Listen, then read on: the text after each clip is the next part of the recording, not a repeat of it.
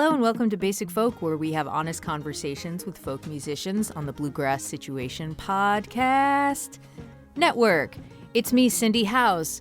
I am the boss and the host of this podcast, and I'm here with Lizzie No.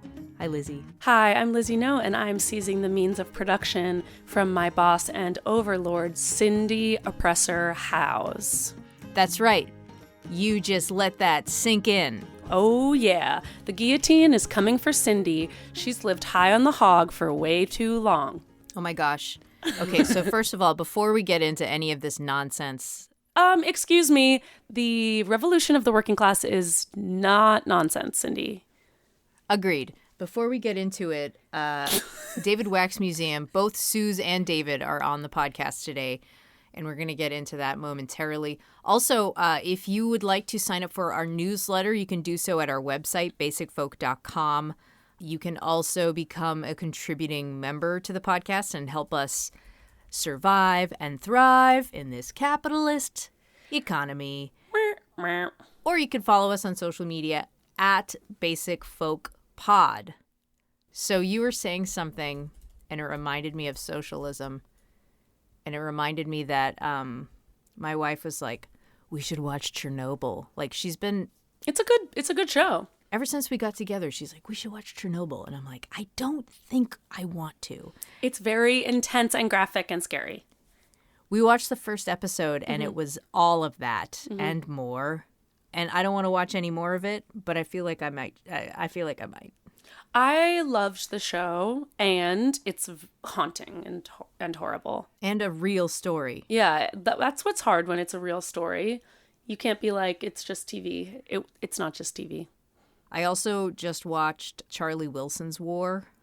Does that have Tom Hanks? Yeah, Tom Hanks, Philip Seymour Hoffman, and Julia Roberts. Oh, and fantastic. A great cast and a devastating, beautiful film. Wow. Also real life. I will watch that. That sounds great. Mm-hmm. What else is happening, Lizzie? Lots is happening. I feel like I am deep in music discovery mode, going to shows and using streaming services to find new music. It's so inspiring. Can I rattle off some really great artists I've been listening to lately? I wish you would. Okay. The band Sweetbreads. They are an indie band out of New York. So amazing. Christian Wallowing Bowl, Dave Scanlon, Olivia Ellen Lloyd, and Fuensanta. All like relatively new to me. Olivia is like a good buddy of mine, but I've just been doing a deep dive on her music, and it's so great. It like really feels renewing to hear new music that you just like deeply resonate with. It's such a good feeling. And I hate when people say resonate, but I just said it. You have to. You have to. I mean, what else could you say? I like to hear music that I deeply enjoy. How about that? Have you heard the new Feist album? No, is it good? I mean, of course it's good. Yeah, yes. That's one of those things where, like, of course it's good, but then you listen to it. Every time I listen to a new Feist album, I'm like, wow. Feist is so great. Vibe King. I just drove, like, 15 hours in one day. Are you a touring musician? You know what? Honestly, Lizzie, next time you need a driver, hit me up. I'm ready to go. Dude, I would love that. I feel like the great secret of touring is that if you didn't have to drive yourself, it would become so much easier. And become America's greatest love story. Yeah. I can't wait to get to that level of success. Well, while I was driving, I have like front loaded a bunch of like murdery podcasts and stuff to listen to, because it's kind of like when you're working out, you're like, I gotta listen to Maroon 5, you gotta do what you gotta do to like keep it going. Yeah, I think for long drives you need a murdery podcast because you need to believe like there's someone with a knife behind you, so you'll like stay awake. But I listened to a non-murdery podcast that I wanted to share with people. It's called Leftover. It's about the school lunch programs. So it's called Leftover, How Corporations and Politicians Are Milking the American School Lunch. Oh, and my it is gosh. Riveting. Wow. Yeah. Okay, I definitely want to listen to that. We are really just like taking down the system today, aren't we? That's right. Oh, speaking of which, I'm reading a really, really good book called Confronting Capitalism by Vivek Chibber. It is, I like recently decided, like, let me learn more about these leftist beliefs that I hold. And it's a really great, like, for a general public explainer on, like, what is capitalism? What does that mean? Because so many times people are like, oh, that's just capitalism. But really what they mean is, like, markets or exchanging goods for services. And they're not the same. So I'm learning about literally what is capitalism. Awesome. Okay, and we'll take a quick break now to recognize that today, the release date of this podcast is May 4th, which means it's Star Wars Day. May the 4th be with you, Lizzie. Can I go to the bathroom while you do this section of the podcast? Because I do not care about Star Wars. Well, I like Star Wars / love Star Wars, but like casually, not like I don't have any action figures. That's actually revolutionary. It's revolutionary to be casual about things that others are passionate about. Like, I used to watch Game of Thrones all out of order and skip episodes, and people would be like, what? How dare you? And I'm like, guys, it's just a show. They clutched their pearls. It's just a show. Okay, sorry. Yeah. Go on about Star Wars. Well, I just wanted to say that my favorite character is Princess Leia, and I just absolutely love Carrie Fisher. I'm so sad that she died, and it was like that year where like everyone was dying. That was Remember? a really bad year. Yeah. 2016. Like Prince died that year, I think. Yep, and David Bowie and Leonard Cohen. Horrible year. But yeah, Carrie Fisher was amazing. Yeah, watching her one-woman show, Wishful Drinking, and then that documentary that came out, I think it was on HBO. It was about her and her mom, the very famous actor Debbie Reynolds. They lived right next door to each other and had this like very intense relationship because Carrie Fisher was like actively dealing with her mental health problems and like an overbearing mom that like loved her so much. Anyways, anything you can get your hands on Carrie Fisher, would recommend. So great, so funny. Also, her appearance on 30 Rock, so funny. So funny. I'll say it. 30 Rock holds up. I want to say something, though. I don't think 30 Rock holds up. Really? Yeah, I feel like now I watch Tina Fey things and I'm like, ooh, I can't stand behind it anymore. Here's my pitch for why 30 Rock holds up. That show was always about an upwardly mobile, well-intentioned, slightly clueless, hilarious white woman. And it still is about that. And that character is still hilarious and relevant to me. Like, I feel like all of, like, there's so many jokes that people are like, you should take these off Netflix because they're offensive. It's still funny that these people were ignorant. Like, I think the joke is on them when they have ignorant jokes. You know what I'm saying? Like, it's, I do. It's not promoting a political agenda. Like, I wouldn't trust any of the characters of 30 Rock to say, like, run a public school or, like, I don't know, like run the government. But they are like funny examples of like very real personalities that come out of the like American political consciousness. So I still support 30 Rock. It's like, yes, let's laugh at them because it's fun. You've convinced me. I will go watch it right after this interview with the David Wax Museum. We love David Wax Museum. Yes, so David and Suze have both been on separately on Basic Folk, and now they are on together talking about this album that they're calling their magnum opus, You Must Change Your Life. Okay, magnum opus, I see it in two ways with this album. Number one, it is about like dealing with love and mortality in a way that it seems like they've been building up to over the course of several albums. Like, it is some of, I think, their best writing on life and death and love. So that's like magnum opus material for sure. And then there's also this really thoughtful relationship with Mexican folk music as American artists. And that's something that they've been doing like since they became a band. And it's just done so beautifully on this album that I feel like, yeah, this is who they are as a band. It was so cool to go track by track on this album with them. Yeah, so let's do it. We're going to listen to like snippets of the album throughout the interview. The album is called You Must Change Your Life, and if you're listening in real time, the record is out tomorrow, but if you're listening after May 5th, it's already out. So let's get into it. This is David Wax Museum on Basic Folk. Change your life. You must change your life. You must change your life. You must change your life.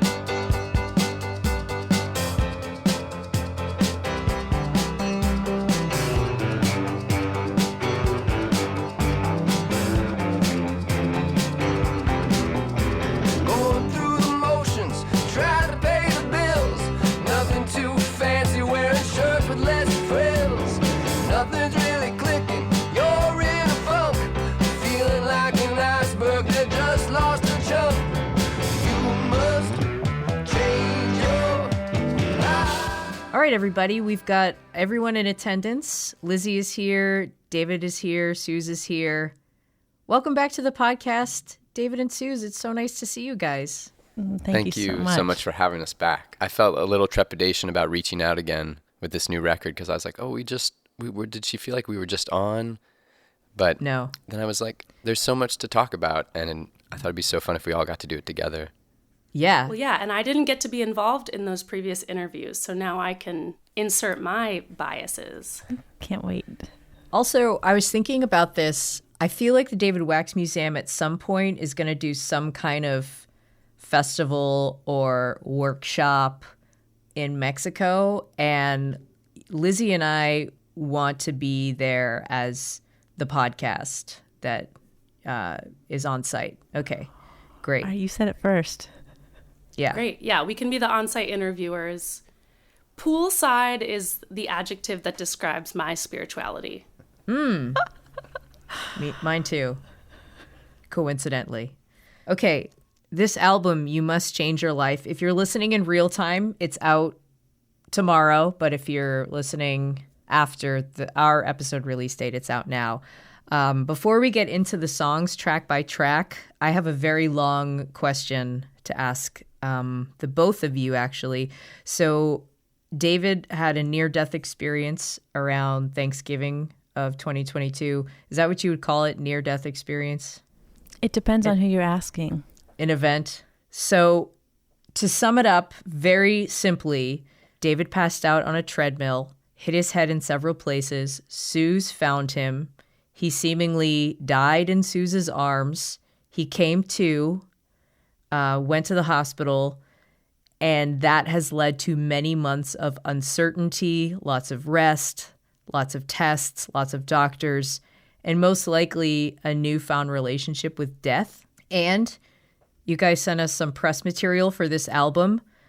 In making this new album, which you call your magnum opus, it's like the record, the one that you dream about when you first fall in love with music. That's what you say. And then on the way home from completing a big part of the new album, Suze made a comment to David, if we died in a car crash during the drive home, it would be okay. Interesting.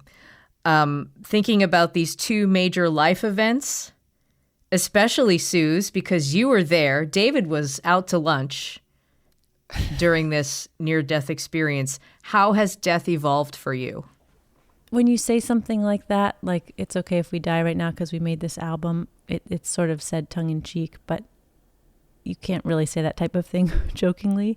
So I think when we left that studio, this was already several years ago, we hadn't really ever felt as proud of something and as kind of, what's the highest of Maslow's pyramid? Self-actualized. I feel like we hadn't felt quite as self-actualized as a band until that moment driving away from there. When David fell or collapsed over Thanksgiving, and I rushed down, he was convulsing and then stopped, and I thought he had died in my arms, and this sense of, oh, nightmares can happen in front of your eyes, and I was really blessed to not have that nightmare continue because he sat up a few minutes later, but was rushed to the hospital and they thought he had a heart attack, and it was these pretty scary days and weeks that followed that. But since then, I've done a lot of thinking about death, and it's gotten less scary to hold him in that moment and realize this could happen right now. A few months later, our son had a fever, and he had this moment. I've just been writing about this moment of looking like he had died in my arms. So it happened like twice. Suze! Scary period. And he like popped right back up. But to see someone you love, like with their life gone out of their eyes, so alarming. And, you know, it makes you feel like, oh, you get to be living in 2023 in America, and we don't have to face this on a day-to-day basis. But also just the perspective it gives on this incredible life that we have, that we've created, that we've very intentionally created. We've chosen to let our peers have gone to fancy schools and have fancy jobs now, and we have chosen to have a less fancy job, but now we get to make these beautiful works of art together and bring our children with us. And it felt quite poignant to be in the hospital and David kind of looking at the doctors saying what he has now written about. You know, I would have feel okay if I'd gone, knowing that this album exists. That was a long answer to an impossible question. Ugh, I like shivers listening to that. Yeah, I don't think I was ready to think about the people I love having the light go out of their eyes, but it's the truth for all of us. It's not likely, it's certain. Wow. Okay, well, let's get into the album. First track is actually the title track, You Must Change Your Life. It comes from Archaic Torso of Apollo by Rainer Maria, help me with the last name. Rilke. How have you both contemplated the changes you've experienced alongside that incredible last line of that piece, you must change your life? Well, one of the things that I was thinking about a lot in the hospital and when I kind of had this health scare was you kind of imagine that there might be a time in your life when that happens. And it's like, for some people, it's like this come to Jesus moment where you realize, oh, you have to you're going to regret all these things if you don't change all these things in your life. And I really was kind of a little taken aback that I didn't have that feeling. And I think it's because I've had these kind of radical transformative moments in my life that I think shifted everything for me and got me pointed on a path that I feel like I'm on the right path. And so for me, that was kind of first going down to Mexico and the impact that had on kind of reorienting my life, and then meeting Suze and falling in love and kind of making this really radical transformation to be like, all right, we're going to do this together, and this is what our life's going to be going forward. And so I feel well acquainted with those moments of when you know you need to change your life. I've done it. But it's what I've always resonated with that poem because at the core it's about our interaction with art, and it's about like what happens when the poet sees this headless statue, but feels like even without a head, the statue is looking inside him and sees him, and his life can't be the same after that kind of powerful interaction with art where it just like knows you intimately and exposes something about who you are and what it means to be alive. And so I feel like that has been a guiding star of like the power of art and believing in art, and kind of to keep us on this path and to keep us energized. And, you know, I think you just have to believe in this transcendent magical thing happening when we make and interact with art.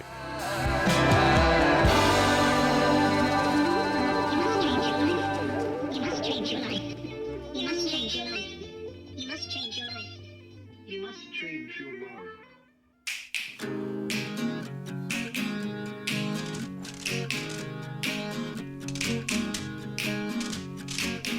Best lover I'll never have. Best lover, oh, best lover I'll never have. Best lover, oh.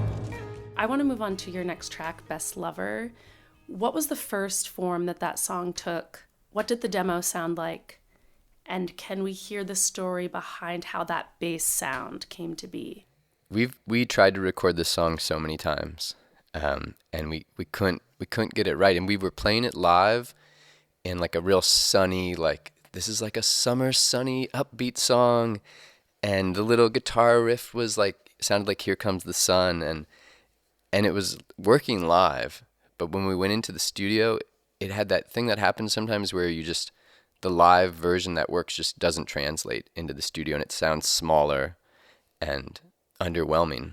And so even when we went back in the studio again to try it with Dan Milad, we tried that first version and it wasn't working, and we kind of almost like we're going to give up again. It was like our fourth time trying to record this song. And he had just recently finished working with J.D. McPherson. And so I think he had this kind of ear towards like a more rockabilly approach, like kind of oriented, like let's go more of this retro approach and slow it down a little bit and kind of get a little bit more of the sexy swagger of it and like explore a different side to kind of move it away from being so sunny and bright, because it's a more complex song than just a sunny and bright pop song. I have this sense about that song that it feels like only someone in their 40s could write it, who's married and kind of get away with that, to kind of have a song that's devoted to honoring and longing for a lover that you never quite had. And I love that about being in one's 40s and, being able to delve into these, questions and thoughts and fantasies that might have been triggery as a younger person or as a younger couple, and being able to go there on stage. And, one of the beauties and vulnerabilities of being in a partnership with your artistic partner is that you have to accept songs written about all their feelings and you have to sing songs about all their feelings. And that can get very sticky, when he's writing about all these other women's names, for example, like who is that person? And when he's promising that it's just about this character in a novel he just read, but you're like, yeah, but that detail, I'm pretty sure I said that to you. So I feel like Best Lover is a wonderful example of like we can both embody someone who had that lover, and we can pretend like we were that person for each other even though we weren't, because we're current lovers. And I feel like there's lots of complexity that can be enacted on stage through this song. Best lover, best lover.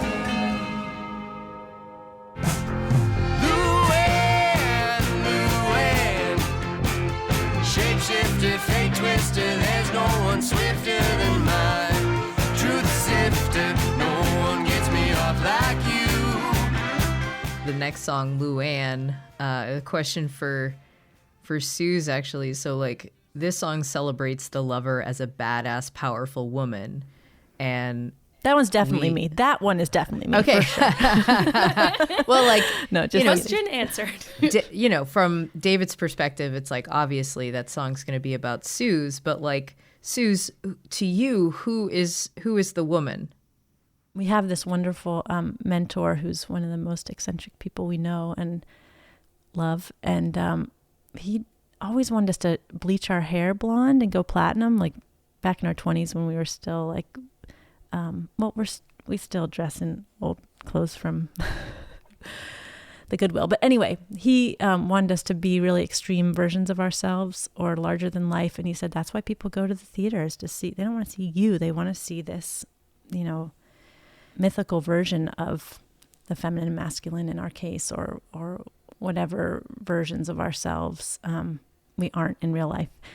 And to me, Luann is just this kind of like the Dylan song, She's an Artist and She Won't Look Back. What's that one called? The song is called Don't Look Back.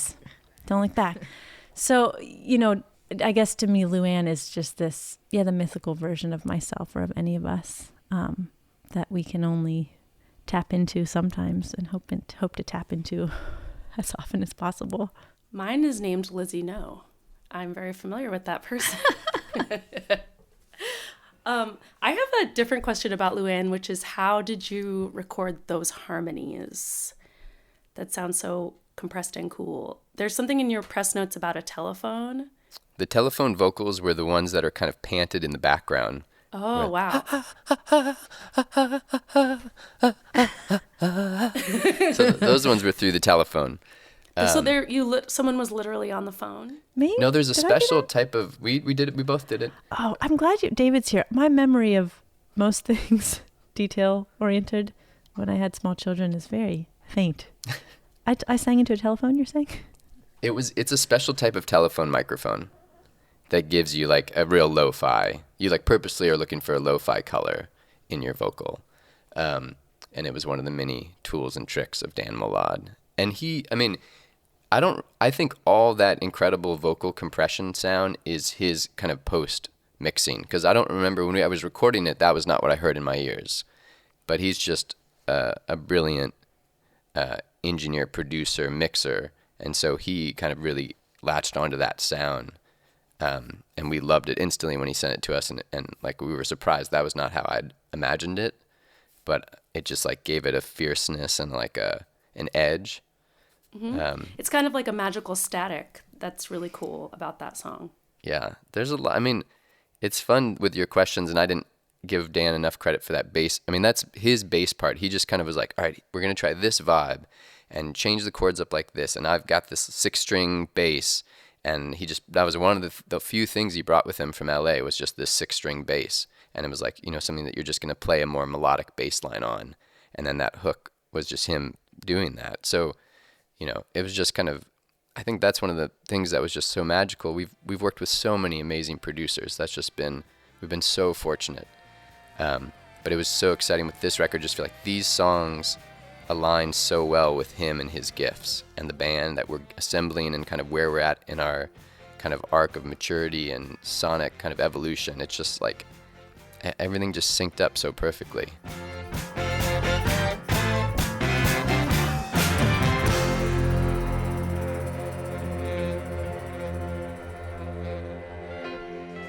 Yo quisiera y no quisiera, y no sé si usted querrá, y no sé si usted querrá.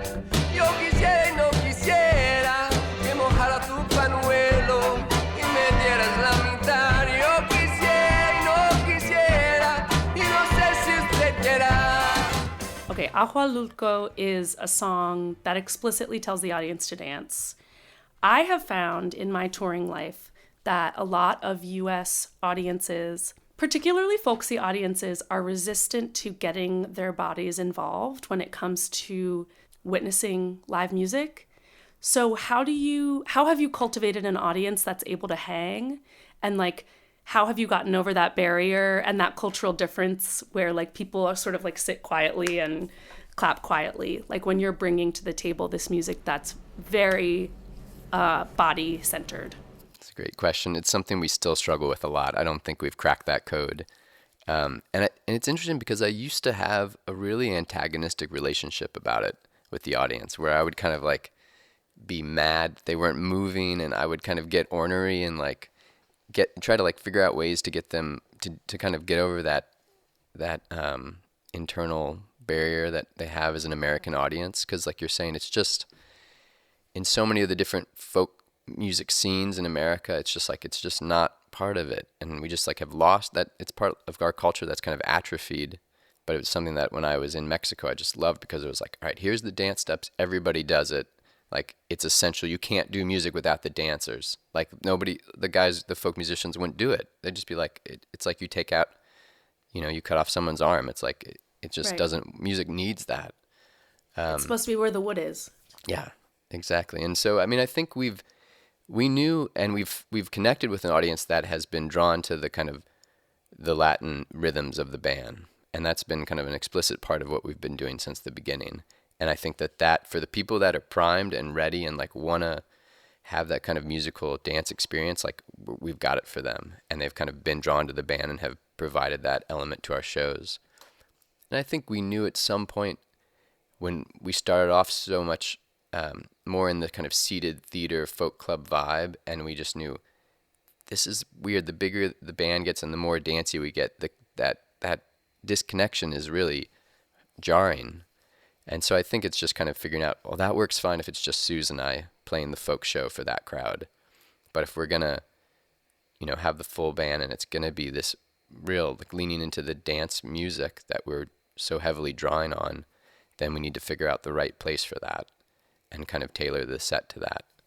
But I remember this one chapter of the band when David's cousin Jordan Wax, who's an incredible musician and person, was touring with us, and for one song that we were determined to get people dancing for, he would jump off stage into the front of the audience, and he had these 3 or 4 dance move sequences that he would teach. We'd like stop the music, he'd jump down, he'd teach the audience these 4 moves, and then he'd lead them in that dance and jump back on stage, and we'd play the song. And I feel like we could try that again.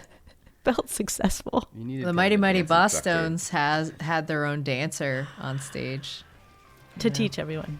Yeah. We need that help as an American audience. We're kind of hopeless sometimes, it seems like.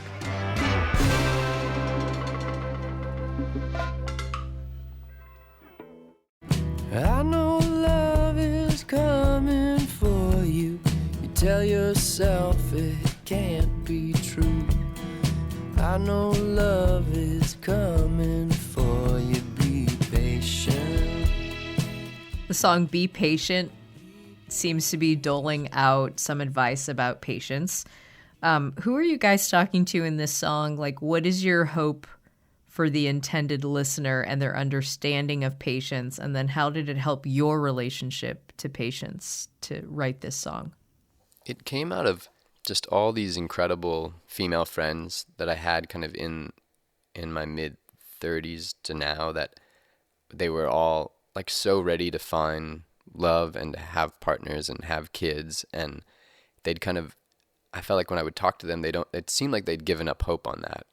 And I was just like, I just knew deep down that like how incredible they were, and that they were going to find it and it was going to work out. And I just like, that's how I was certainly channeling when I was thinking about who I'm singing to when I wrote those lyrics. But I think that this was the first song we worked on with Dan Molad, and we went out to LA as kind of just let's just do a song together and see how it goes.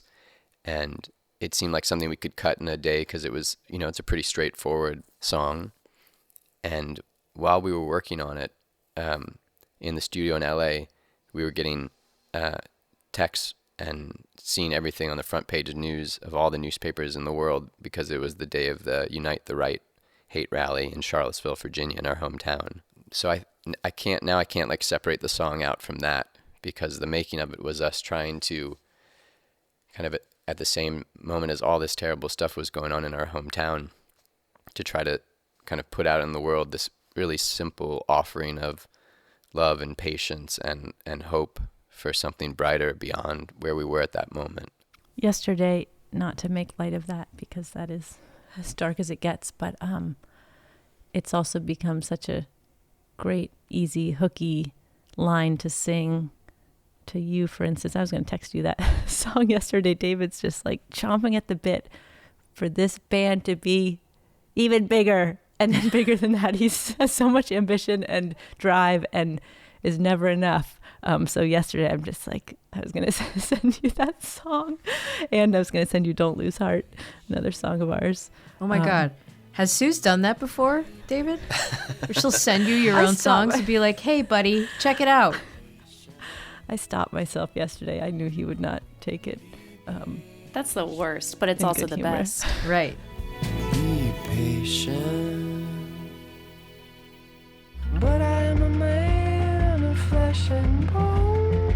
I don't want to lose everything I know.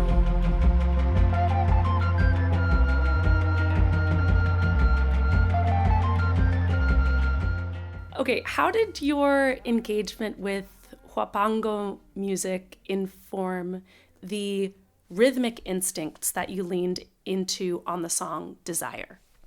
The song Desire is musically almost a carbon copy of Las Flores from the Huapango tradition, but it's not a rhythmic copy.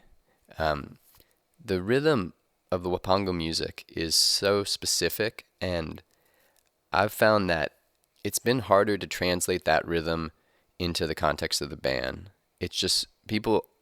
I mean, I spent years trying to learn it. At the core, it's very.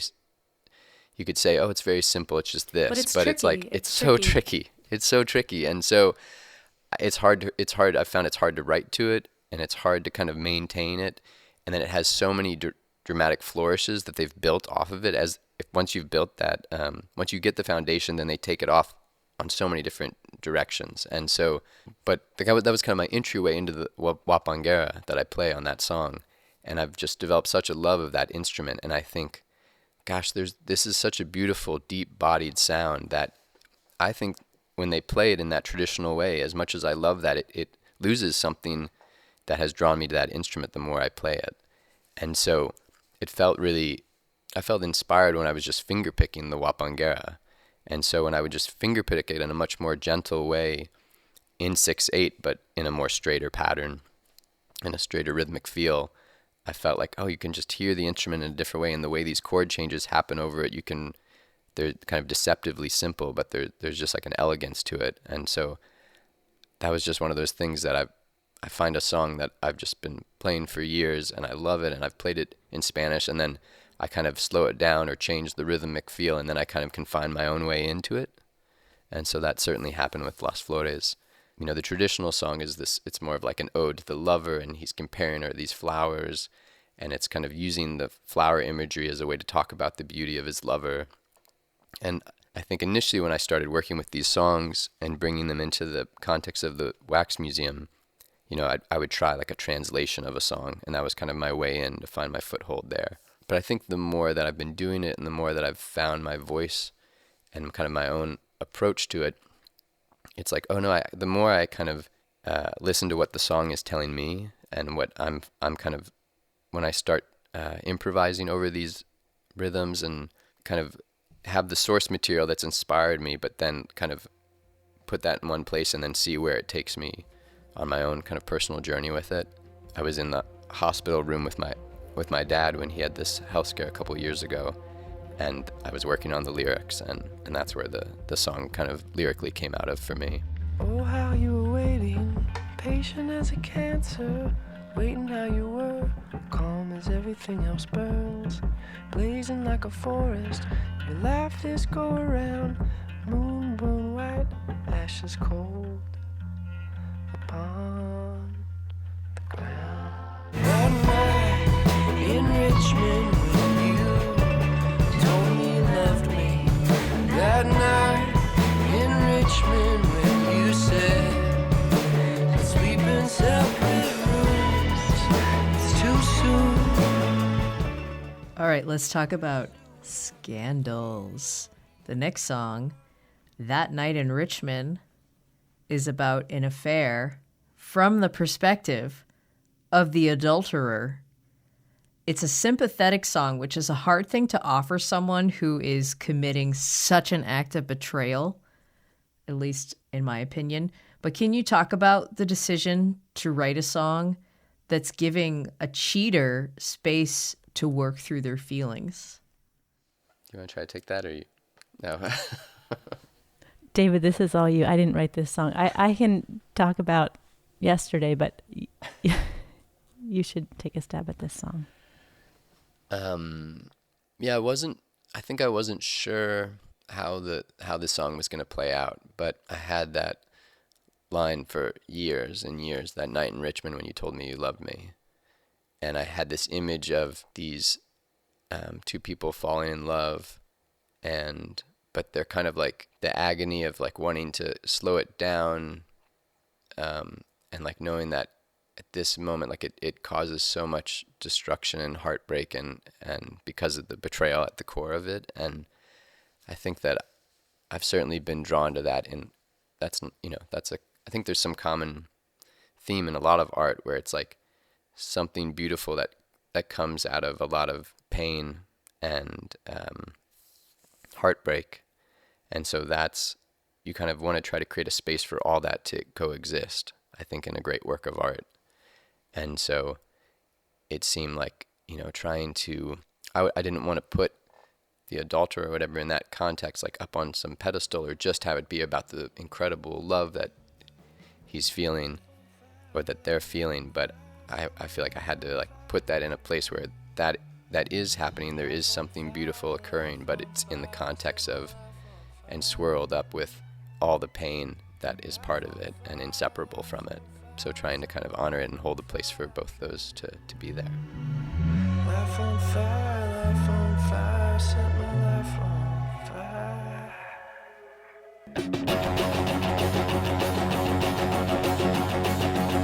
The only ones who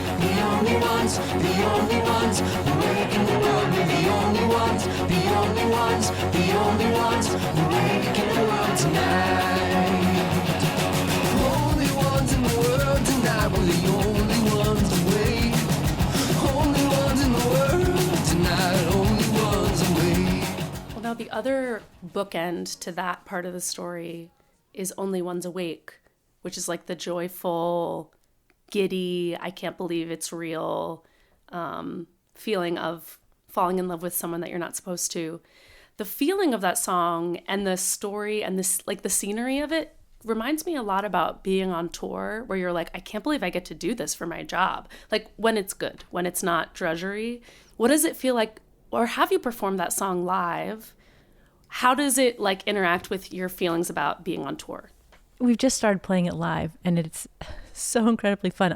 I was sort of convinced myself that I wouldn't like it because it's going to be too fast and too harsh, and it's going to be too loud. And I wasn't sure I was going to be into it, but I'm very into it. It is so exuberant. We have this wonderful videographer friend who is working on a music video, and his take on this, which is one way to hear it, is through the eyes of our kids who come on tour. And them being like, we're the only ones awake in the world. You know, the only kids awake in the world tonight. So I feel like there's lots of different possible spins. But it's been really exhilarating to play that one live. And it ends so abruptly. And it's so juicy.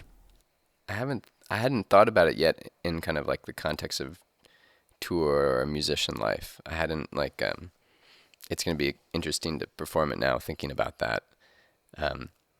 It is very much, I feel like it's just I feel like maybe I read something like that had a phrase of that ilk. And I was like, oh yeah, God, I know that feeling exactly, where you feel like at 2 or 3 in the morning and you really feel like it seems like everyone else in the world is asleep now and we have the kind of the world to ourselves right now and it's ours. And so I wanted to like, oh yeah, I know that feeling. I know what it feels like. This song is just gonna like have so much energy. It's almost like you have the run of the world and it's all yours. And so I wanted to kind of like pack all that in and get it as fast as possible and as quickly as possible. And at some point, like I couldn't even play some of the parts we tried to overdub because it was so fast. And so we had to slow the song down so that I could play the piano part because I could not keep up with it. But then, of course, when you speed it back up, it gives the piano a really weird, cool sound, you know. So I've had to, cool. you know the little like to like, you play that in the studio, and they might have slowed it down too for that. They might have. And now, of course, you're on stage, you're like, oh, I gotta actually learn this. But I've been working on it. Hey, Annie, it wasn't all your fault.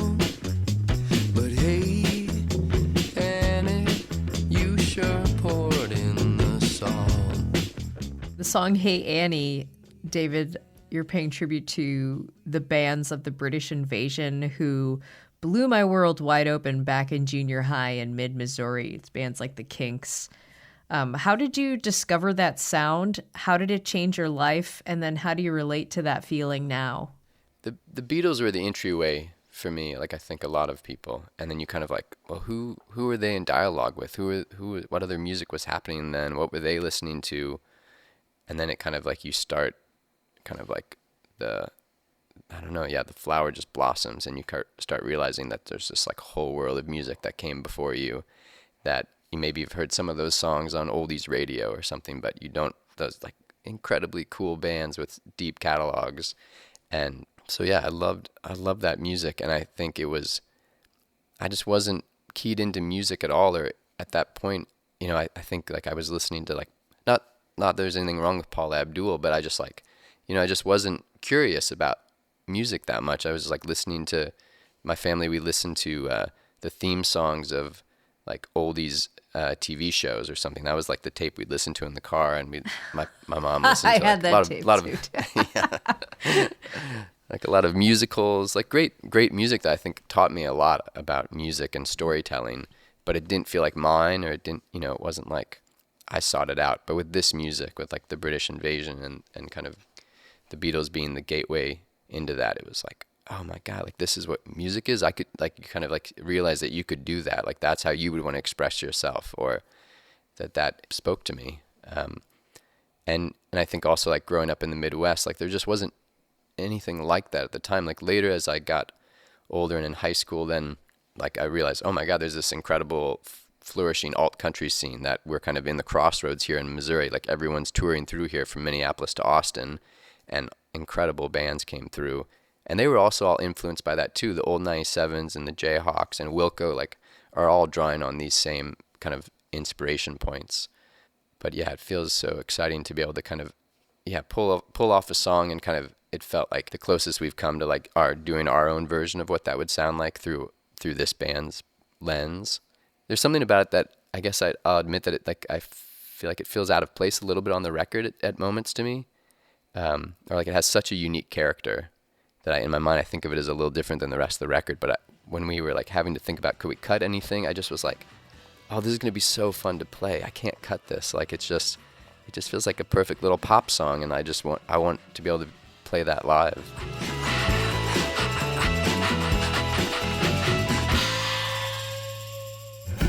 I dreamt that I was dreaming. I dreamt that I was home. Had a secret worth keeping from a summer wrapped in gold. Something everybody needed, yet only showed to me. The sweetest birds of Eden gave me this melody.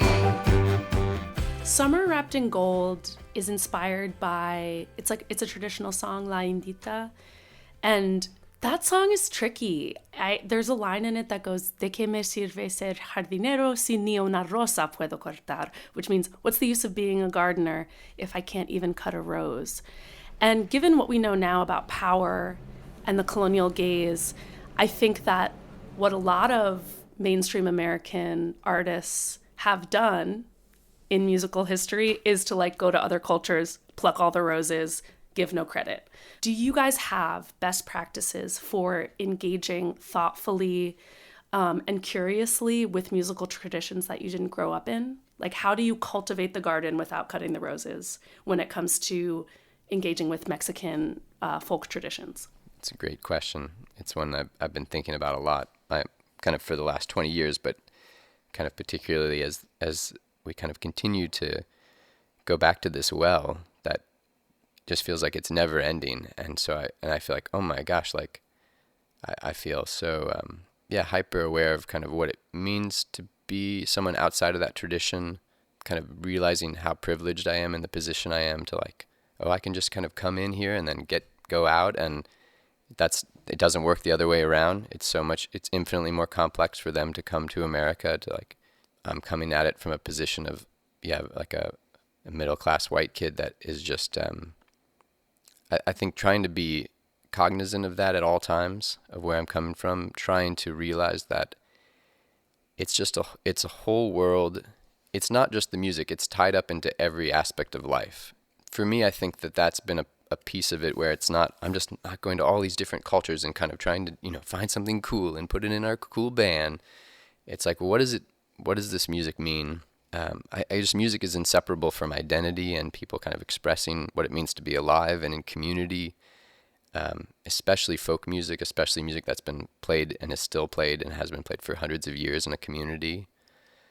So I think that it's trying to honor that, and for the last 20 years, I've been kind of going back and forth and continuing to try to kind of build community and to learn more about the culture and the history and to understand kind of what you're talking about. There's just, I think especially in the Son Jarocho world, there is a certain guardedness, and it's been harder for me to find my entry point there in terms of building community. I think they're a little skeptical of outsiders because of all that history, and now it's become hip, and so it's attracting more people from the city. And I think I've gotten every reaction across the board of people just like loving it, getting it, feeling like this is incredible that you're honoring the tradition and bringing it to a new audience and keeping it alive. And then I've had people that haven't said it, but I've kind of sensed like a more accusatory, like, who are you to kind of take our music, or what are you offering in return? Or so I think some of it's just trying to understand how complex that all those pieces are. It's felt great when we've had Mexican bands collaborate with us, open up for us, and like be able to share their music with our audience, to be able to constantly kind of turn people on to this music and to kind of, really show people where the music's coming from. I don't know if there's an easy answer to it. I think that I just know that this is the only reason I'm making music. I wouldn't have gone on this path if I hadn't gotten introduced to this music and had it change my life. And so I know that I wouldn't be here doing this if I hadn't fallen in love with this music and through the music and through this rich tradition been able to find my own voice and feel like I had something to contribute, and wanted to be part of the conversation by bringing this music and the richness of these rhythms and the beauty of these song structures, and kind of bring it into kind of my music culture. And so then I was like, oh, I'm excited about music and the arts if I'm doing it like this way. So I know that that's the path I'm on, and I don't have an easy answer of like, how do you do that gracefully and respectfully and authentically, like just the best I can, and being open about that and trying to always see like, can I do it better? Can I do anything else to lift up these other bands, to give back in a way? And I'm still figuring that out.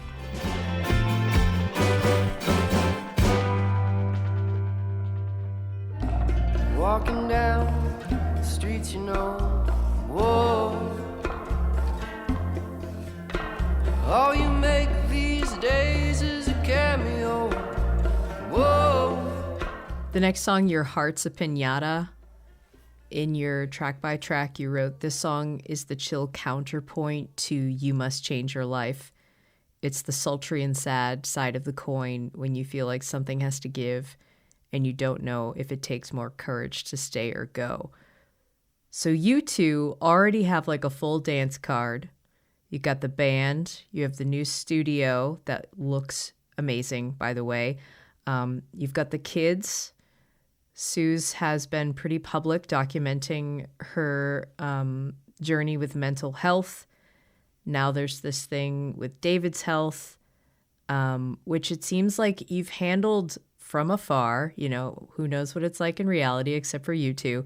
You've handled with a lot of grace and patience. So how does like adding different stressors like David's health scare and all that uncertainty that comes along with it make you feel about other uncertainties that life will surely send your way? Like, there is a time and a place for songs like Your Heart is a Piñata, but how do you not drown in that?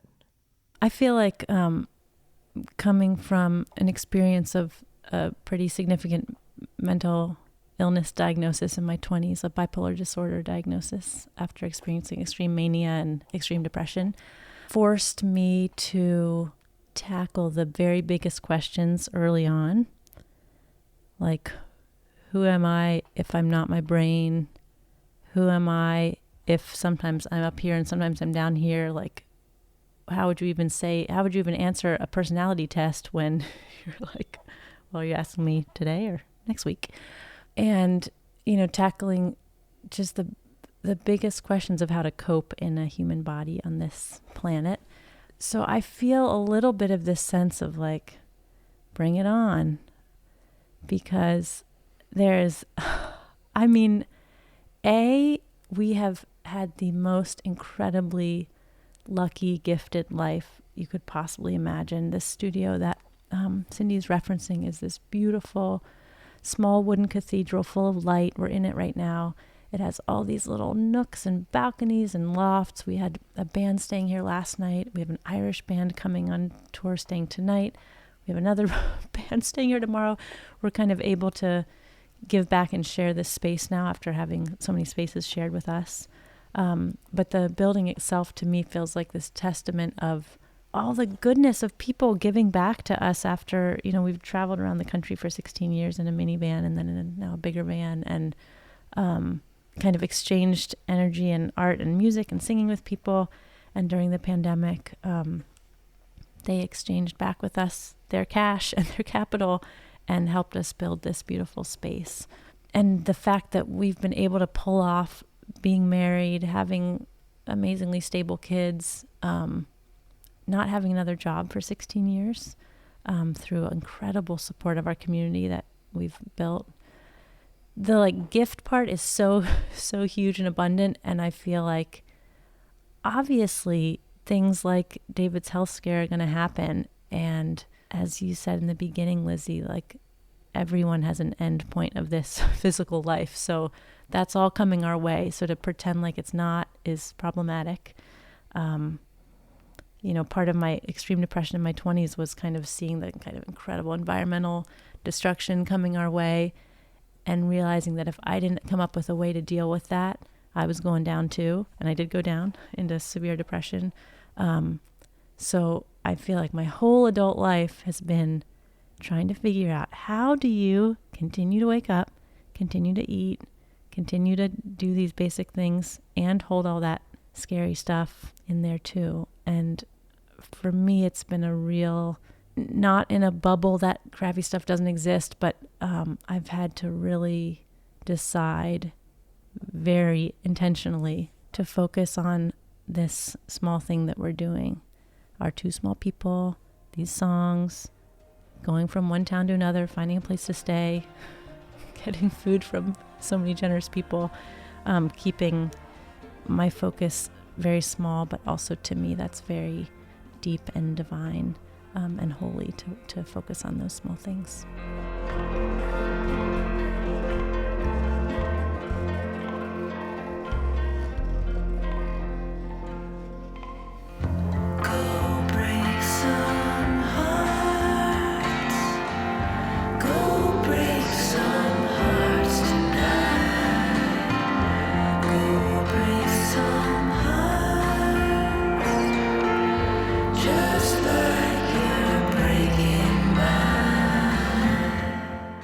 Small and specific question about Go Break Some Hearts. Suze, how did you record those vocal triples? They sound remarkably uniform. Like most doubles, you'll hear a little bit of variation, but even for those triples, they sound very much the same. I read in your press pack that the song was still being written when you started recording it, and it kind of putting myself in your shoes, I'm like, how do you go from the song's half written to it's so dialed in that you can sing it 3 times exactly the same? Like, how did you shape that vocal recording? I think I've always been critical of myself because I feel like I don't have a voice that's like X, Y, or Z. I'm not going to point out these beautiful singers that I know, but who have so much kind of dynamic range and textural range in their voice. It's been only now, maybe in my 40s, I'm like, I guess you could call me a singer. Like, it doesn't really feel like a main identity marker of mine. I was forced to sing in choirs by my parents when I was little. So I have a very innate sense of harmonies and being on pitch, and I can control my voice. If you sing a note, I can match it, harmonize, give you a sixth above, a sixth down, any of those kind of basic music theory points that David in all his brilliance still struggles with. Like, I'm like, could you sing a third above this note? He's like, I don't think so. So anyway, to my point, I don't think so, Suze. Not to put myself, but my point being, I've sort of felt like in a box in that way. Like, oh, I wish I had more. I don't know how to do vibrato. I don't know how to mimic the sound of other people's voices the way some people can do. But what that does give me is the ability to triple my voice pretty easily because I just sing the same notes over and over. That doesn't feel that hard.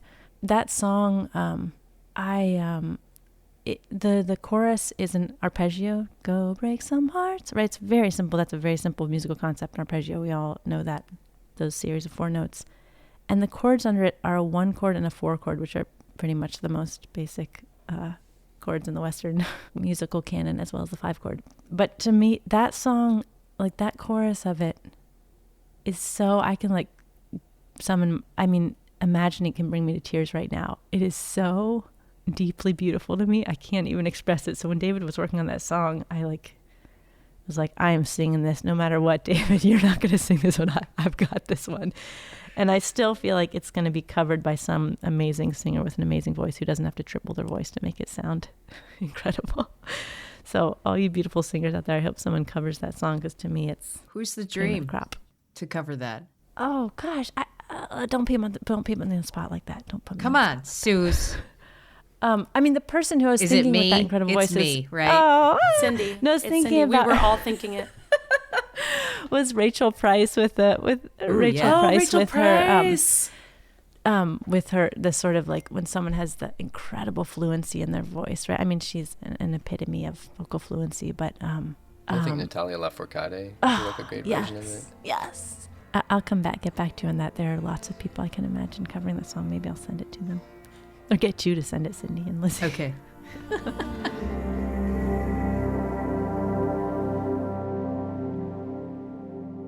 I need to go back to Mexico, where the songs that I know cut as deep and as wide as this old river flows. The last track, Back to Mexico, I read is kind of like the counterpoint to the James Taylor-y Imagining Mexico, and it's about, your real experiences in the country. Who, like, on a specific historical note, who were the 43? Can you educate us and our audience about that story so we can ground ourselves in it? Yeah, so I think it's inevitable that there's some romanticization that happens in the verses, but I wanted that bridge where I speak in Spanish, I wanted that to like be grounded a little bit more in what the reality actually is. And so the 43, it's kind of in the context of the larger drug war in Mexico and the kind of violence of the state and then these paramilitary groups as well. There were 43 students that kind of got caught up that, as far as I know and from what I've read, had nothing to do with the drug war or anything, but they somehow got mislabeled as a bus of people that were involved in it. And so some kind of paramilitary group disappeared. At first, just disappeared all 43 students on that bus, and nobody could find out where they were. And the state couldn't figure out what had happened to them. But it was just 43 innocent people that got caught up in the drug war, and just like the incredible violence that's ravaged parts of Mexico.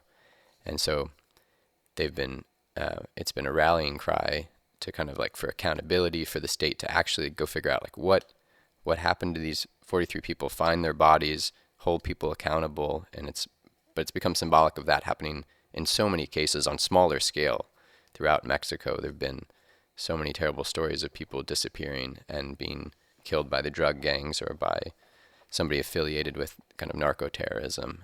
And so I think it was just, I've had these experiences where we've been in Mexico, and one of the first times Susan and I went down there together, I wanted to take her to these fandangos that take place in southern Veracruz during the Christmas time, and we were in Veracruz, and the front page of the newspaper was about kind of these attacks on different buses going through southern Veracruz, where different narco groups were like looking for people, or just like there was just like this general terror atmosphere there. And so I think that it's hard. You're kind of holding these things again at the same time, like the beauty of this country, like the richness of the culture, wanting to kind of like acknowledge and celebrate that because so much of the inspiration for this band is coming from that. And then just like the awful reality of what life is like for a lot of people there right now. And so much of that is tied into American consumption of drugs and our kind of the way that we've further militarized that conflict. So it's infinitely complex, and there's so much tragedy that's come out of that. And so I felt like I had to put something in there that acknowledged that to one small line.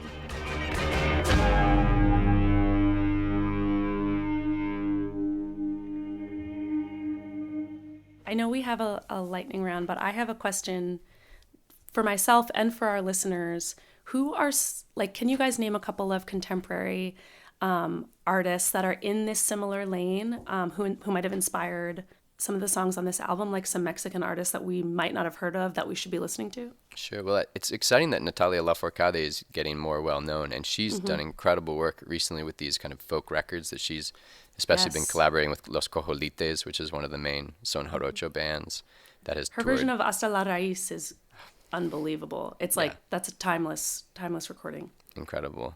Yeah. I love her. And she's done some great versions of Sembrando las Flores. That's a song by Los Cojolites. I mean, I studied with Ramon of Son de Madera, and that's still just like one of my favorite Son Jarocho bands, or one of bands in general. There's cool bands that are like young and doing a lot of interesting fusion work, like Sonex is a really interesting band.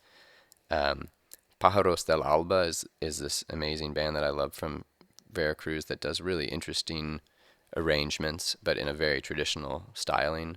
I mean, we've been friends. When I first went down to actually study son, and I went to Luna Negra, to the Cojolites music camp they run, I met some of these young artists from LA who eventually ended up starting Cafeteras, which is a great American band that has done a lot of awesome fusion work with bringing Son Jarocho into their kind of Southern California influences.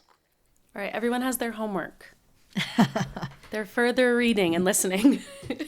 I'll link those on the website as I find them. Do you guys, so the one Mexican artist that I really love is Marisa Moore. She's like kind of like a acoustic pop artist, and her music videos are very like fun and colorful. And Lizzie, I played you her song with Alex Cuba, Yes. the Yin Yang Way song. back. Mm-hmm. Yeah. Yeah. Okay, we have to link all of these artists. Great. Yeah. Okay. Also, one of my favorite bands is Y La Bamba. Yeah, and Luz has been living in Mexico City recently, and she just had this interesting post about kind of for her experience of navigating the culture as someone that grew up mostly in the U.S., and it's been, just kind of how complex it is for her as a Mexican American. But she's just made incredible art and incredible music in Spanish, and bringing a lot of the Mexican influences into kind of indie rock. Cool. You guys ready to have some fun? I don't know. I feel like it's been a little heavy.